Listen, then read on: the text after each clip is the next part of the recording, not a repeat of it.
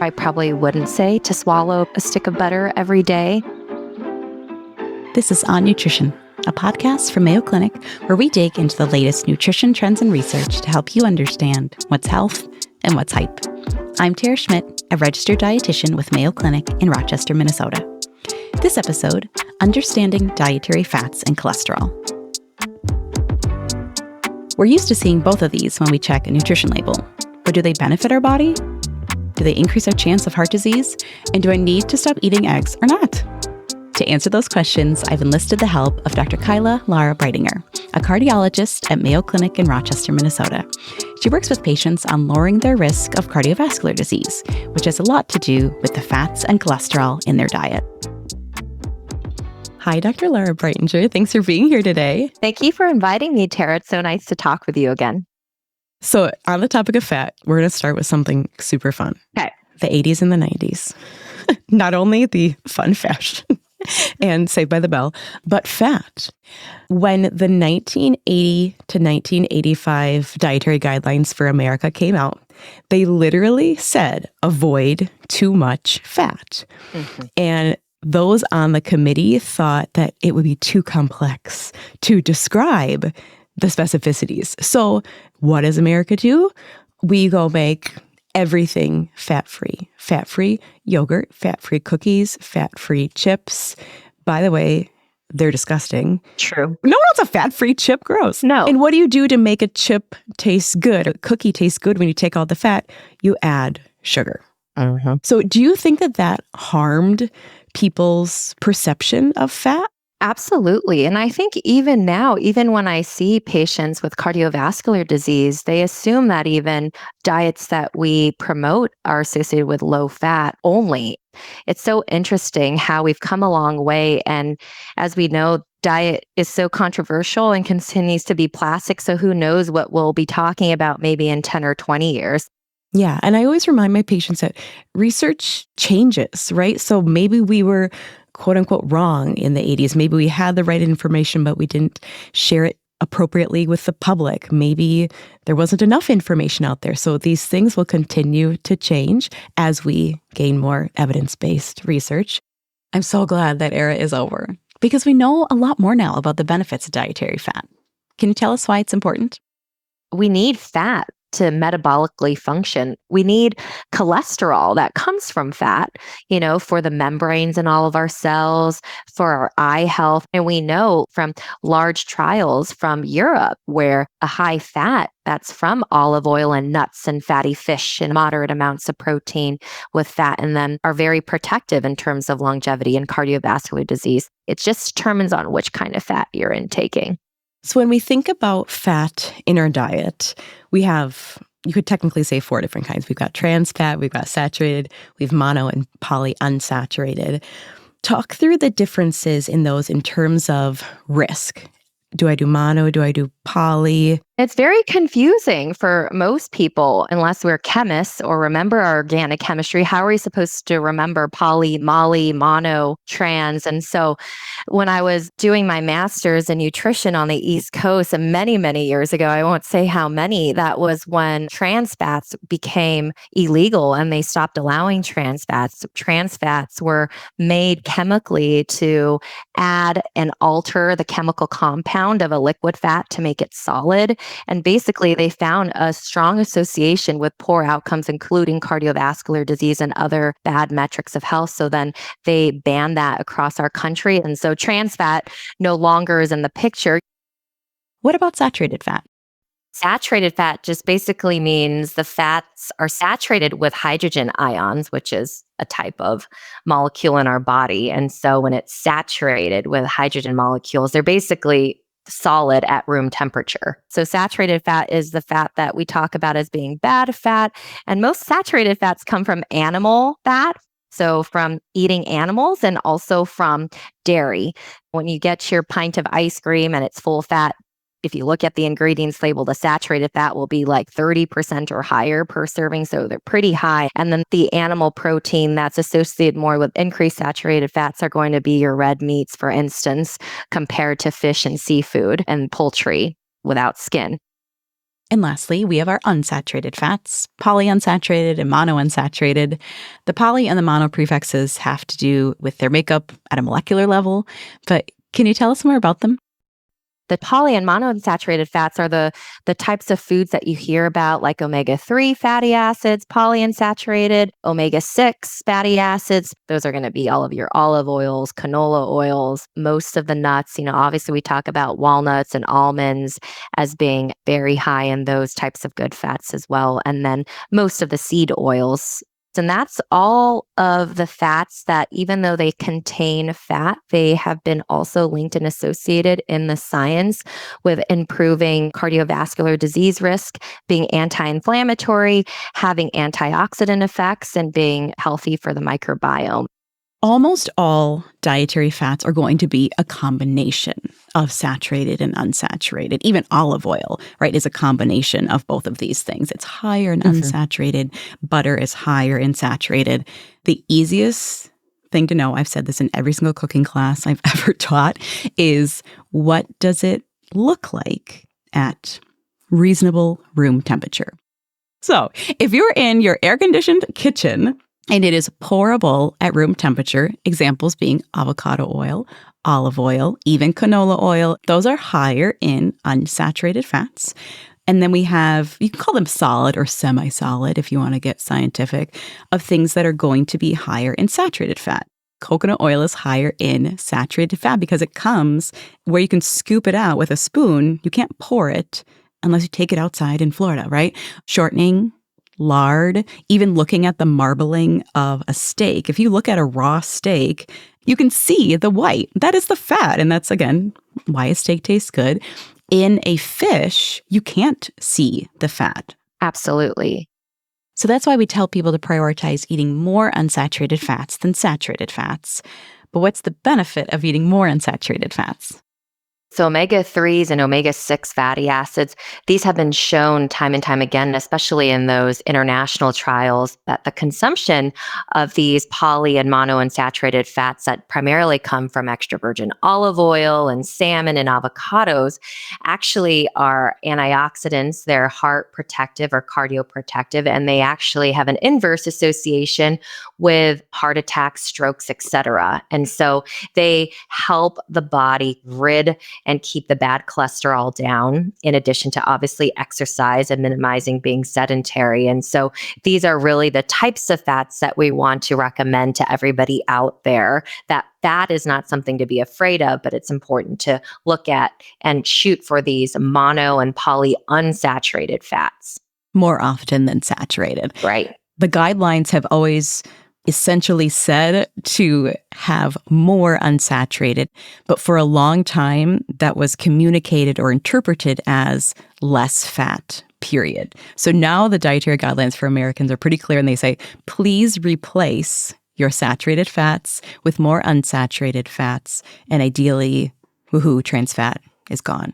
And even in the studies for Mediterranean diet, some of the supplementation they gave in terms of giving food were mixed nuts. Yes. And everybody knows out there, if you're just purely looking at fat and calories, if you look at the nutrition label for nuts, it's, my gosh, you'd run away from them. But we recommend almonds and cashews and nuts, because a lot of the times with a higher fat content, you'll probably eat less because you get satiated a lot earlier. Yes, honestly, one of my best examples for a quote unquote healthy snack is a handful of nuts and something like an apple. So now we have a little bit of protein in the nuts, fat. Both of those things are satiating or help you feel full.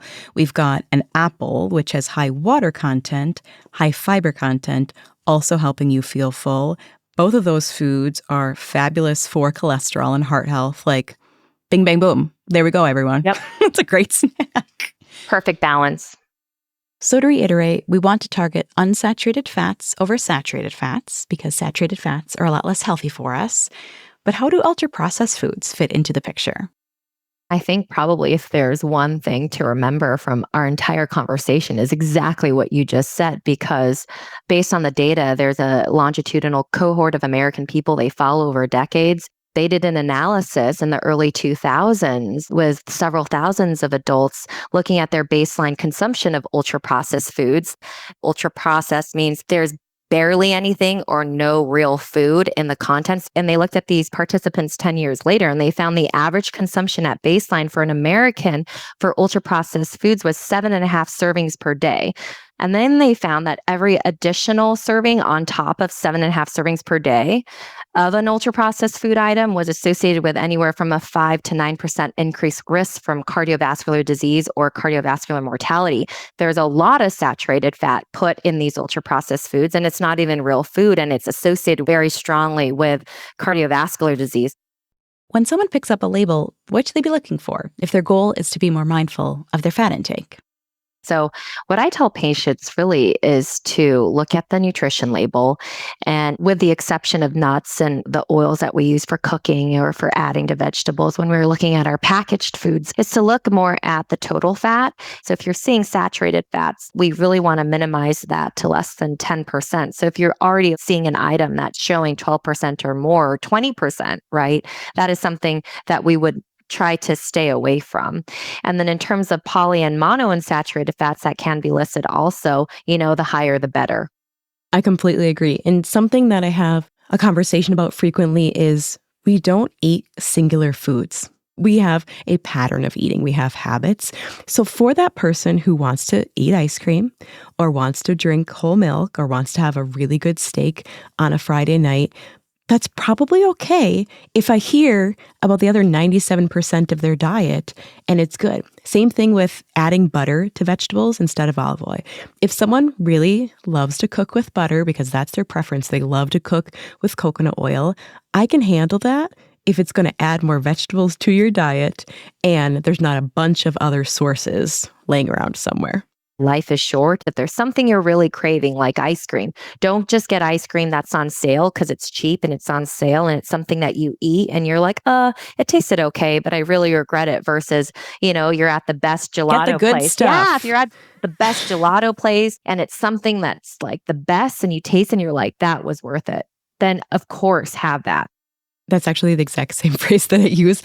I'll say, ask yourself the question, is it worth it?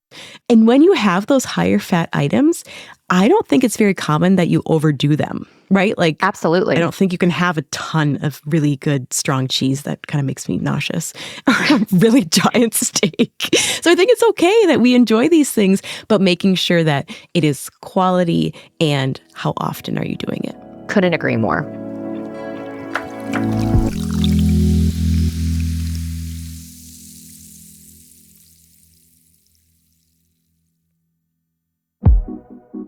Try to forget what you learned during the no-fat craze in the 80s and 90s, because consuming 0 grams of fat isn't inherently healthy or tasty, but it is necessary to understand the fats you'll come across in your day-to-day. So let's go over the 4 types of dietary fat one more time. Trans fats are illegal in many countries, including the US, so you shouldn't see them in your food, but if you do, know that they're the most unhealthy kind. Then there's saturated fats, the ones in dairy, red meat, and those tempting ultra-processed foods. Saturated fats are the ones that tend to be solid at room temperature, like butter or coconut oil. And beware, consuming more than 7 servings of ultra-processed foods per day increases your risk of cardiovascular disease. Then there's mono and poly unsaturated fats, found in things like avocados, nuts, and vegetable oils. They're the ones that stay liquid at room temperature. Those are the kinds you should aim to eat. Of course, these are all helpful guidelines, but don't forget to enjoy your life. Enjoy those saturated fats in moderation. Going for high-quality butters or ice cream will probably feel a lot better than consuming something with a ton of additives. Okay, so there's fats in our foods, and then there's cholesterol. What's the difference? And why does my doctor always tell me to keep an eye on it? Now let's talk about cholesterol. We've got all of these different fats kind of roaming around and they're in our body, but we're also eating or consuming them. So let's define cholesterol.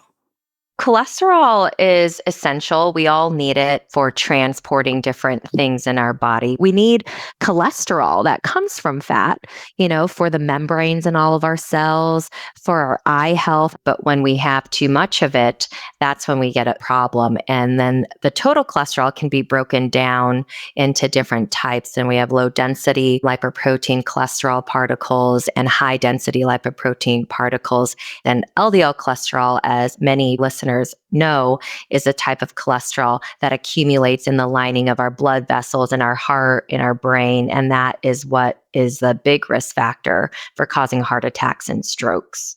How do you explain the functions or importance of HDL and LDL to your patients?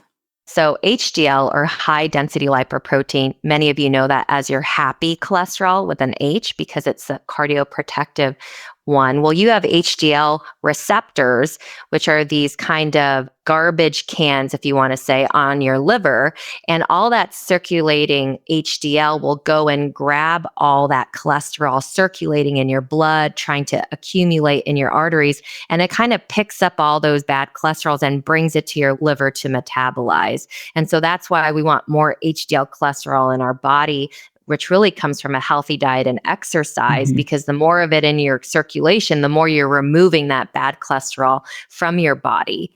And then the LDL cholesterol is a cholesterol that meets up with all those pro-inflammatory things in your blood and, these different immune cells. And when they have an opportunity to find a vulnerable place in your blood vessels, they're going to go ahead and stick on there, and then more come and stick on, and more LDL cholesterol stick on there. And that's when you get those big risks of having many heart attacks over the course of your life in the later decades. And really, that's why we are so focused on the type of cholesterol, because there's been decades and decades of science and people dedicating their lives to really studying the physiology of this to that degree.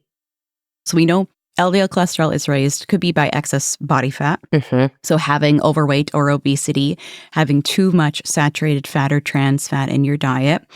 HDL cholesterol, I would say, is a little bit harder to raise. So we want higher HDL cholesterol. That's the good one. So H high, H happy. I would say healthier fats in your diet, more healthy fats than unhealthy fats, like we've been talking about, but more so maybe even exercise, cardio exercise specifically, I believe is what more often raises HDL cholesterol. Like runners tend to have really awesome HDL cholesterol. Yeah. And I totally agree with that. Definitely exercise, and even especially fiber too, and different things like that. Do you remind people to not always only look at their total cholesterol? I feel like I've had this conversation with a number of patients of, okay, if your total cholesterol, let's say it's above 200, I'm going to look at what it is. It's just a math equation, right? So we've got your good cholesterol, HDL, your bad cholesterol, quote unquote, LDL, and 20% of your triglycerides. So in some cases, when people have really high, good cholesterol, it just skews that total number. So I'd rather focus on either the ratio or those individualized components. Do you agree with that? I totally agree with that. Actually, regardless of what the total cholesterol is, I always take a look at each of the components, especially because HDL cholesterol is known to be very healthy for you, but there's also a ceiling of when it's too high and actually dangerous. And many lipid experts believe that an HDL cholesterol greater than 100, the HDL particles actually become dysfunctional. You also mentioned triglycerides. What are they? Why are they important?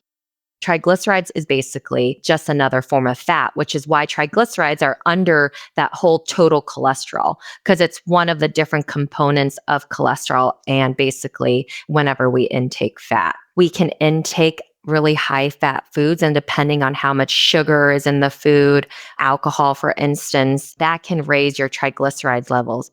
I mean, we focus so much on LDL cholesterol, but it's important to remember that when you look at your own cholesterol levels, when you get your lab results, look at those triglycerides, because we really want to aim for, less than 150, less than 100. Anything over that has been shown in the science to increase your risk for the same things that the LDL cholesterol show. And, if you're somebody who really responds to seeing numbers go down, having your lipids checked after changing your diet and seeing that triglyceride level go down can be pretty motivating. And the one thing, if you see somebody with a very high triglyceride level, you really want to think about your alcohol intake, and those ultra processed foods and fried foods are the number one things when it comes to triglycerides. We can't leave those triglycerides out. I've had patients who've had normal LDL cholesterols good HDL cholesterols and super high triglycerides, and they've come in with a major heart attack and they've needed stents in their hearts. And so we can't pretend the triglycerides don't play a role, even if those other cholesterols are kind of in the okay range. Yeah. You mentioned alcohol. That's a really big one for triglycerides. Simple carbohydrates, so sugars. So either refined carbs, white things. I kind of hate when people say that, but I think most people understand. Yeah. As opposed to whole grain, non-whole grain things, sweets. In excess, they may increase your calorie consumption, which makes you gain weight, and then it's going to impact the other numbers. But also, they're going to directly impact triglycerides. And those can move faster, I would say, than the cholesterols, the LDL and the HDL. Oh, totally. Do we want to debunk cholesterol? So eating cholesterol, shrimp, eggs, I think are the best examples here, raising your cholesterol in the blood. Right. So, a few decades ago, there was this whole marketing and concern that the more dietary cholesterol you ate, the higher your serum cholesterol, or when your doctor checks your blood cholesterol, would raise. And they actually found that there really wasn't that strong of a correlation. And so I would say out there, instead of looking at the cholesterol levels in your nutrition labels, really, again, looking at the amount of saturated fat and the type of saturated fat. The whole egg controversy the pendulum has swung back and forth and back and forth. And the most recent data on meta-analyses, which is looking at multiple trials of large cohorts of people, found that, moderate egg intake, which is about an egg per day, really was not harmful. Yolk and there's specifically. Exactly, yolk specifically. So have all the egg whites you want. And they really found that, really looking at the lipid panel, if someone enjoys a lot of eggs and seeing what that does, because there's hyper responders to eggs and there's not. And so again, I say, don't worry about the cholesterol levels, worry about the saturated fat. I'm not saying to have, 6 eggs a day either. I would like to ask what the replacement would be or what the alternative would be, right? So if you're eating eggs with a little bit of cheese and some spinach and making this beautiful, colorful omelet, and you have a few yolks a week, let's say you have an omelet on the weekends or you enjoy a few hard-boiled eggs throughout the week, that's fine. I couldn't agree more with that. And when I give talks on diet in these cardiovascular conferences, that's almost always asked, like, should I not be eating any egg yolks? And they're like, well, there's so many other vitamins in eggs that are essential and they're healthy. So it's exactly what you stated. What else are you eating with it? But eggs themselves are not the culprit. They've looked at dietary cholesterol and how it translates into your serum cholesterol from your blood. And there really isn't that direct correlation even. It's not as strong as we think. Right. And shrimp is another example. We still have people be like, oh, I can't eat shrimp. It's high in cholesterol. I'm like, okay, but you're eating a burger. Like, can Eat we the talk shrimp. about Oh, they're this? so much more delicious.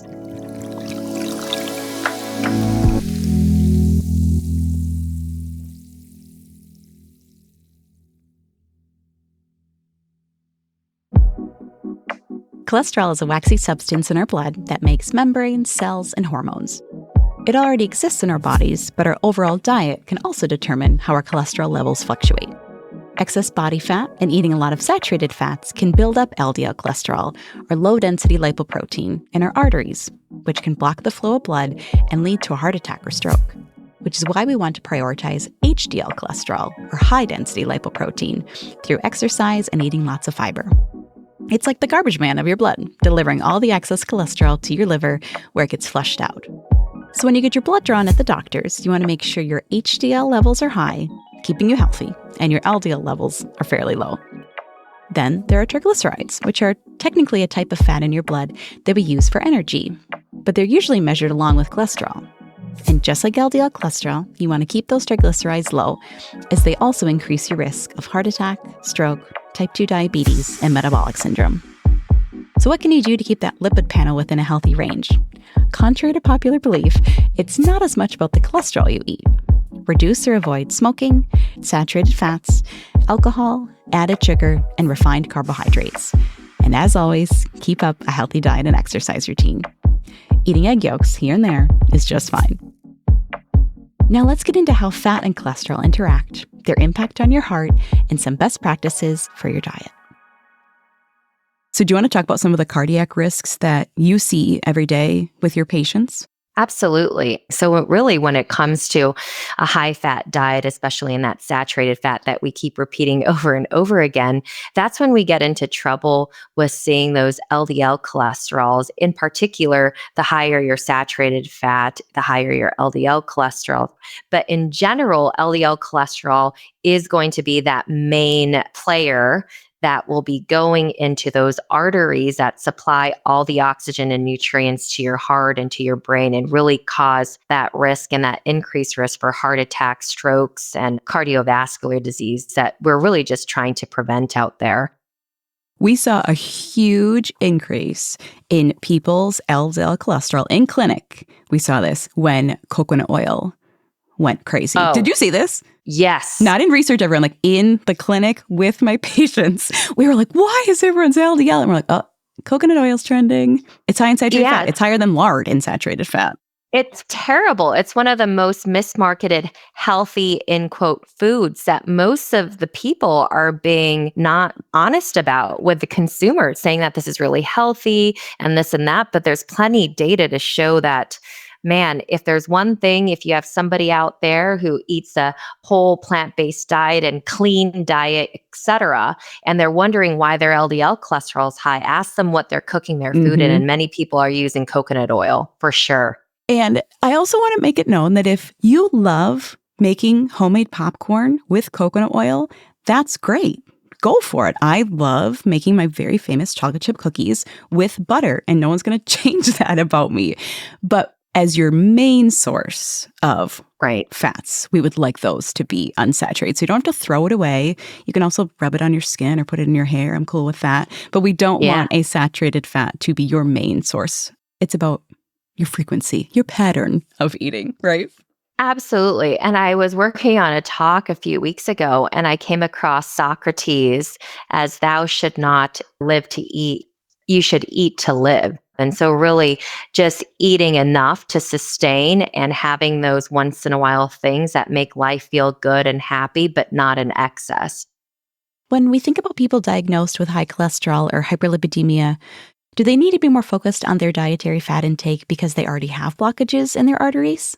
Someone who has no history of blockages in their heart versus someone who has known disease and they went in with a heart attack and they got a stent or they were medically treated or they had a bypass surgery because of their heart disease, then the conversation changes because they have a predisposition or a family history because somebody else their age is not having these things happen to them. So for those patients, I tend to say a very low saturated fat. And like if that patient who was having one serving a week of very high quality filet mignon and the rest of his diet was spectacular and he still came in with a heart attack, then I would say maybe we need to even limit that further, obviously with the help of other kind of cholesterol lowering medications that we could introduce. And so definitely if you have a history or active kind of blockages in your heart, going for the low saturated, increasing the amount of plants and vegetables and fruits and grains is really going to help reverse and decrease and stabilize the current kind of blockages in the heart. Do we give different patients different cholesterol goals? So my cholesterol goal is under 130 and someone else's is under 100. But if you've already had a procedure related to heart health, maybe you should be even lower. So it's not a one size fits all in terms of what should my cholesterol be, right? Absolutely. And I mean, you will find people from both sides of the table screaming what they think the cutoff should be. But based on the science, if you've never had a heart attack, then overall the thinking was anything less 130 was probably fine. But then even more recently, a lot of people who have dedicated their lives to science and studying lipids are saying, we're born with a cholesterol level or an LDL cholesterol level of 20 to 40. And so, what determines longevity? Is it like the uptick of this LDL cholesterol floating in our body from our lifestyle that then causes microvascular disease or blockages in the smallest blood vessels in our brain, our kidneys, and our heart? And so, a lot of the times, your diet is only one component that you have a genetic predisposition because someone who eats the same saturated fat diet as somebody else, they might have a different response in their LDL levels. And so, determining that is basically the art and the science of that person in front of you and kind of doing small risk assessments of other parts of their life. what do we say about the influx of high-fat diets? Is it keto? Is it Atkins? Is it Mediterranean? Am I supposed to do more fat, less fat? I thought I was supposed to do more carbs. I'm a dietitian and I think it's exhausting, let alone someone who is a consumer trying to learn something. Oh my gosh, I couldn't agree more with you. And so the bottom line is we don't have long longitudinal studies over decades to see the effects of these diets. Very clearly, they've done meta-analyses looking at multiple hundreds of studies of diets and saying which one is the best one. And it comes down to which one is sustainable by the patient, which one can the patient do over the course of their lifetime. When it comes to very restricted carbohydrates where, 70 to 80% of all your calories are coming from fat, less than 5% is coming from carbs, and the rest is this moderate protein of like 10 to 20%. Don't check my math on that. But I will. But basically, number one, you'll meet a group of people who've tried that diet and they lose a ton of weight. They have mental clarity. They don't have the crashes from insulin and glucose after a meal, and they couldn't feel better. And then the question is do those people sustain that diet over the course of their life? And most of the time it's a no. However, I've met more and more groups of people who swear by the keto diet. It does have really great effects on hemoglobin A1C, or that test we do to check your diabetes. But when it comes to whether or not they're healthy, that's the current question. There is no data on that yet. But really, most of us are going to develop cardiac disease or cardiovascular disease starting at 60 years or later. So you'd have to follow someone on a ketogenic diet now in their 30s or something and follow them. And that would be a very expensive study to do over 40 years and making sure they're compliant on this. And so when it comes to the ketogenic diet, I used to be no, absolutely not. And I've learned through time and much research that we don't know. So a way to check if it's safe is looking at your cholesterol levels. If you're on a ketogenic diet and your cholesterol levels are more so okay, and you don't have a family history, or your dad and your grandpa didn't have a stroke or a heart attack in their 40s or 50s, probably okay. But having that conversation with your dietitian or your healthcare professional to determine that is going to be really important. But I tend to say a variety of foods is better than 80% fat, because I don't think we were evolved to eat 80% fat to be able to be like the strongest and most intelligent, species out there in the world. So we've had a lot of media attention on fat. Remember, there was this Times magazine that did it say butter is back? And it was just like a stick of butter, and then everyone started eating butter again. And then we've got coconut oil, and is that good or is that bad? So in general, it's of course multifactorial, right? If we add more fat to our diet, that is going to add more calories because that's the most caloric macronutrient. But we're also talking about the benefits of these mono and polyunsaturated fats. Ideally avoid trans, and we're limiting saturated. Is fat the enemy? I love that we're closing with that, because the easiest answer, it is no. Fat in general is not the enemy, but the quality of your fat, I think, matters. And that's exactly what you said. And so the stick of butter, I probably wouldn't say to swallow a stick of butter every day. Or put it in your coffee? Yes, the coffee butter. Now People do that. I prefer the new trend of olive oil in the coffee. So it's like olive oil, polyunsaturated, monounsaturated fats, and their improvement in cardiovascular health versus a stick of butter. I think I will choose the olive oil. And so definitely, I think fat has its role in our diet in terms of very good benefits in terms of heart health. And it's really focusing on limiting saturated fat, especially if you already have a risk from family history or risk from, other diseases that you already have. I agree. Well, thank you so much for your time, Dr. Lara Breitinger. I appreciate hanging out with you today. I know. I always love hanging out with you, Tara, and thank you so much for inviting me.